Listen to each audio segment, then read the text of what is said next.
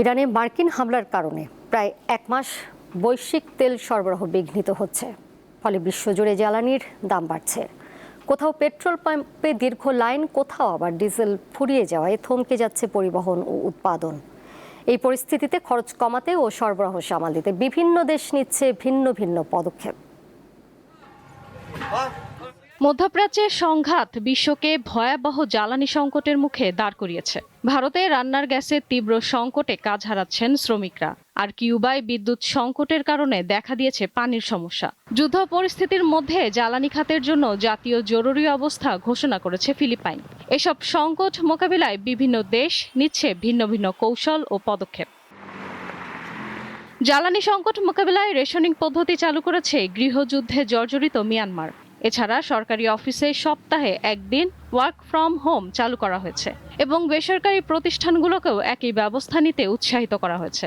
শ্রীলঙ্কায় বুধবারকে সরকারি ছুটি হিসেবে ঘোষণার পাশাপাশি জ্বালানি ব্যবহারের ক্ষেত্রে হ্রাস টানা হয়েছে। এখন পিরিয়ড হোক রেগুলার বা হেভি, প্রয়োজন মতো কনফিডেন্স আছে রেডি। Play with confidence. সংকট বাড়ায় 15 এপ্রিল পর্যন্ত জ্বালানির ওপর পরিবেশ কর প্রত্যাহার করেছে ভিয়েতনাম সরকার। জ্বালানি সাশ্রয়ে নাগরিকদের বাড়ি থেকে কাজ করতে উৎসাহিত করার পাশাপাশি বিভিন্ন দেশ থেকে জ্বালানি সংগ্রহের চেষ্টা চালাচ্ছে দেশটি।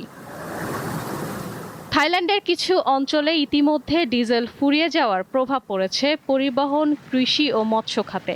ফলে সরকার মজুদ জ্বালানি ব্যবহারের পাশাপাশি জ্বালানি সাশ্রয়ে বাড়ি থেকে কাজ, সরকারি ভবনে এসি ব্যবহার সীমিত করা এবং বিদেশ সফর স্থগিত করার মতো পদক্ষেপ হাতে নিয়েছে।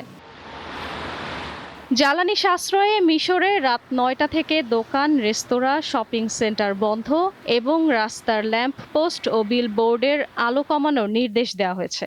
এছাড়া এপ্রিল মাসে সপ্তাহে একদিন বাড়ি থেকে কাজ করার সুযোগ দেওয়া হয়েছে। বৈশ্বিক পরাশক্তির আরেক দেশ চীনেও প্রভাব ফেলেছে জ্বালানি সংকট। দেশটিতে 3 মাসের মজুদ রয়েছে এমন ধারণা করা হলেও চীনা সরকার জ্বালানির দাম বাড়িয়েছে 20%। এছাড়া দক্ষিণ কোরিয়াতে জ্বালানি সাশ্রয়ে সরকারি কর্মকর্তা ও কর্মচারীদের গাড়ি সপ্তাহে একদিন সড়কে না চালানোর নির্দেশ দিয়েছে সরকার। ইশরাত সুমা, দীপ্ত বার্তা কক্ষ।